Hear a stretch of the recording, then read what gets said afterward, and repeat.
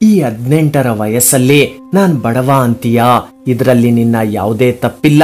ಇದೇ ಮಾತನ್ನ ನೀನ್ 28ರ ವಯಸ್ಸಲ್ಲಿ ನಾನ್ ಬಡವ ಅಂದ್ರೆ ಮೇ ಬಿ ನಿಂದೇ ತಪ್ಪಾಗಿರುತ್ತೆ. ನಿನ್ನ ಎಫರ್ಟ್ಸ್ ನ ಡಬಲ್ ಮಾಡು.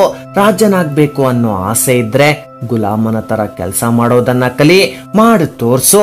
ಪ್ರತಿಯೊಬ್ರು ಹೇಳ್ಬೇಕು ನಾನು ನಿಂತರ ಆಗ್ಬೇಕಂತ. ಯಾರು ಕೂಡ ಅಂದಾಜ್ ಮಾಡಿರ್ಬಾರ್ದು ನೀನ್ ಏನಾಗ್ತೀಯಾ ಅಂತ. ನಿನ್ ಕೈಯಲ್ಲಿ ಆಗಲ್ಲ ಅಂದೋರ ಪ್ರತಿಯೊಬ್ಬರ ಮನೆಗೋಗಿ ನೀನ್ ಸ್ವೀಟ್ಸ್ ಕೊಡ್ಬೇಕು. ಈ ಜೀವನದಲ್ಲಿ ನೆಮ್ಮದಿ ಬೇಕು ಅಂತೀಯಾ, ಆಗಿದ್ರೆ ನಿನ್ನ ಫೋಕಸ್ನ ನಿನ್ನ ಕೆಲ್ಸದ ಕಡೆ ಕೊಡು. ನೀನು ಬೇರೆಯವರ ಮಾತಿನ ಮೇಲೆ ಗಮನ ಇದ್ರೆ ಕಂಡ ಕನಸು ಕನಸಾಗೇ ಇರುತ್ತೆ. ನಿನ್ನನ್ನ ಬೆಟರ್ ಮಾಡ್ಕೊಳ್ಳೋಕೆ ನಿನ್ನ ಪೂರ್ತಿ ಸಮಯ ಕೊಡು. ಸೋಂಬೇರಿಯಾಗ್ಬೇಡ. ಈ ಸೋಂಬೇರಿತನ ಎಷ್ಟೋ ಜನರ ಜೀವನವನ್ನೇ ಹಾಳು ಮಾಡ್ಬಿಟ್ಟಿದೆ. ತುಂಬಾ ಯೋಚಿಸ್ಬೇಡ. ಈ ಟೈಮ್ ಇರೋದೆ ಮಾಡ್ ತೋರ್ಸೋಕೆ. ನಿನ್ನೆ ಏನಾಯ್ತೋ ಅದಾಗೋಯ್ತು. ಈ ಕ್ಷಣದಿಂದ ಬೆಟರ್ ಸ್ಟಾರ್ಟ್ ಮಾಡು. ಯಾರು ನಿನ್ನ ಕನಸನ್ನ ನೋಡಿ ನಗ್ತಾ ಇದ್ದಾರೋ ಅವರ ಬಾಯನ್ನ ಮುಚ್ಚಿಸ್ಬೇಕು ನಿನ್ನ ಹಾರ್ಡ್ ವರ್ಕ್ ನಿಂದ. ಇಲ್ಲಿ ನಿನ್ ಪರಿಸ್ಥಿತಿ ಏನೋ, ಯಾವ ಪರಿಸ್ಥಿತಿಯಲ್ಲಿ ನೀನ್ ಬದುಕ್ತಿದ್ಯಾ ಅನ್ನೋದು ಯಾರಿಗೂ ಬೇಕಾಗಿಲ್ಲ. ಆ ಪರಿಸ್ಥಿತಿಯನ್ನ ನೀನೇ ಬದಲಾಯಿಸ್ಬೇಕು. ಇವತ್ತಿನ ನಿನ್ನ ಕರ್ಮವೇ ನಾಳೆಯ ನಿನ್ನ ಭವಿಷ್ಯ. ನಿನ್ ಜೀವನದ ಗುರಿ ಏನು ಅನ್ನೋದನ್ನ ಒಂದು ಡೈರಿಯಲ್ಲಿ ಬರ್ಕೋ. ಅದನ್ನ ಮುಟ್ಬೇಕಾದ್ರೆ ಏನ್ ಮಾಡ್ಬೇಕು ಏನ್ ಮಾಡ್ಬಾರ್ದು ಅಂತಾನು ಬರೀ. ಇದ್ರಿಂದ ನಿನ್ನ ಸ್ಟ್ರೆಂತ್ ಏನು ವೀಕ್ನೆಸ್ ಏನು ಅಂತ ಗೊತ್ತಾಗುತ್ತೆ. ಆ ವೀಕ್ನೆಸ್ ನ ಓವರ್ಕಮ್ ಮಾಡೋಕೆ ಏನ್ ಮಾಡ್ಬೇಕು ಅನ್ನೋದನ್ನ ನಿರ್ಧಾರ ಮಾಡು. ಒಬ್ಬ ವ್ಯಕ್ತಿಯ ಸಕ್ಸಸ್ಗೆ ಒಂದು ಬಲವಾದ ಗುರಿ, ಅದನ್ನ ಮುಟ್ಟಲು ಸತತ ಪ್ರಯತ್ನ ಬೇಕು ಅನ್ನೋದನ್ನ ಎಂದಿಗೂ ಮರಿಬೇಡ. ಇಲ್ಲಿ ಫೇಲ್ ಆಗೋಕೆ ಇರೋ ಮುಖ್ಯ ಕಾರಣ ಅಂದ್ರೆ ರಿಸ್ಕ್ ತಗೊಳ್ದಿರೇ ಇರೋದು. ಇವತ್ತಿನ ಯುವ ಜನ ಪ್ರೇಮ ಅನ್ನೋ ಜಾಲದಲ್ಲಿ ಬಿದ್ದು ತಮ್ಮ ಟೈಮ್ ನ ವೇಸ್ಟ್ ಮಾಡ್ಕೊಳ್ತಿರ್ತಾರೆ. ಅಂತಹ ಯುವಕರು ಮುಖ್ಯವಾಗಿ ತಮ್ಮ ಸ್ಟಡಿ ಬಗ್ಗೆ ಫೋಕಸ್ ಮಾಡೋದು ಮುಖ್ಯ. ಈಗ ಲೈಫಲ್ಲಿ ಪ್ರೀತಿಗಿಂತ ವಿದ್ಯೆ ಮುಖ್ಯ. ಈಗ ಪ್ರೀತಿ ಗೀತಿ ಅಂತ ಹೋಗೋ ಬದಲು ಓದೋಕೆ ರಿಸ್ಕ್ ತಗೋ. ಈಗ ನಿನ್ನ ಹತ್ರ ಇರೋ ಎನರ್ಜಿ ಎಫಿಷಿಯನ್ಸಿ ಮುಂದೆ ಯಾವತ್ತೂ ನಿನ್ ಲೈಫಲ್ಲಿ ಇರಲ್ಲ. ಏಜ್ ಜೊತೆ ನಿನ್ನ ಎಫಿಷಿಯನ್ಸಿ ಕೂಡ ಕಡಿಮೆ ಆಗ್ತಿರುತ್ತೆ.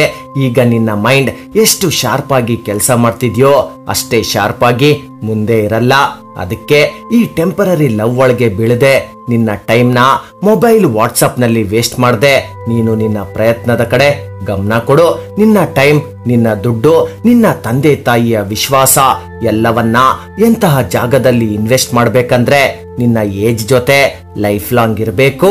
ಈ ಓದೋ ಟೈಮಲ್ಲಿ ನೀನ್ ಅಂದ್ಕೊಂಡಿರೋ ಈ ಪ್ರೀತಿ ಆಕ್ಚುಲಿ ಪ್ರೀತಿ ಅಲ್ಲ, ಅದೊಂದು ಅಟ್ರಾಕ್ಷನ್, ಕೆಲ ಸಮಯದ ಆನಂದ ಅಷ್ಟೇ. ಈಗ ಅನಿಸ್ತಿರುತ್ತೆ ನಿನ್ನ ಟೈಮ್ ಚೆನ್ನಾಗಿದೆ, ಕೆಲ ಸಮಯಕ್ಕೆ ಮೈಂಡ್ ಡೈವರ್ಟ್ ಆಗಿರುತ್ತೆ. ಟೈಮ್ ಪಾಸ್ ಮಾಡೋಕೆ ಜೊತೆಗೊಬ್ರು ಇದ್ದಾರೆ ಅಂತ ಹೊರಗಡೆ ಬಾ ಇದ್ರಿಂದ. ಯಾಕಂದ್ರೆ ಸ್ವಲ್ಪ ಸಮಯಕ್ಕಷ್ಟೇ ಈ ನಿನ್ನ ಮೈಂಡ್ ನ ಡೈವರ್ಷನ್. ನೀನೀಗ ಖಾಲಿ ಟೈಮ್ ಪಾಸ್ ಮಾಡ್ತಿದ್ಯಾ. ನಿನ್ನ ಟೈಮ್ ಯಾವಾಗ ಬರುತ್ತಂದ್ರೆ ನಿನ್ನ ತಾಕತ್ ಮೇಲೆ ನೀನ್ ಎದ್ದು ಗೆದ್ದು ನಿಂತಾಗ ಈಗಿರೋ ಅಟ್ರಾಕ್ಷನ್ ಸ್ವಲ್ಪ ಟೈಮ್ ಬದಲಾದಂಗೆ ಬದಲಾಗೋಗುತ್ತೆ. ಆಗ ನಿನ್ಗೆ ಗಿಲ್ಟಿ ಖಂಡಿತ ಇರುತ್ತೆ. ಆಗ ನಿನ್ಗನ್ಸುತ್ತೆ ಇದೆಲ್ಲ ಜಾಗ ನಾನ್ ಇರ್ಬೇಕಾಗಿರೋದು, ಇದೆಲ್ಲ ಕೆಲ್ಸ ನಾನ್ ಮಾಡ್ಬೇಕಾಗಿರೋದು. ನನ್ನ ಪ್ರೀಶಿಯಸ್ ಲೈಫ್ ನ ಪ್ರೀಶಿಯಸ್ ಟೈಮ್ ನ ಬೇಡ್ದಿರೋ ವಿಚಾರಕ್ಕೆ ಕೊಡೋಕ್ ಹೋಗ್ಬೇಡ. ಈಗ ನೀನ್ ಪಡೋ ಕಷ್ಟ ಪ್ರಯತ್ನದಿಂದ ಮುಂದೆ ನೀನ್ ಕೇಳಿಸ್ಕೊಳ್ಬೇಕು. ನಿನ್ ಬಗ್ಗೆ ಹೇಗೆ ಒಬ್ಬ ಸಕ್ಸಸ್ಫುಲ್ ಪರ್ಸನ್ ಬಗ್ಗೆ ಕೇಳಿಸ್ಕೊಳ್ತೀಯೋ ಆ ರೀತಿ ಆತ ಯಾವತ್ತೂ ನಿಂತಿಲ್ಲ, ಸೋಲ್ ಒಪ್ಕೊಂಡಿಲ್ಲ, ಕಂಟಿನ್ಯೂಸ್ ಎಫರ್ಟ್ ಆಗ್ತಿದ್ದ. ಲೈಫ್ ನಲ್ಲಿ ರಿಸ್ಕ್ ತಗೊಂಡ.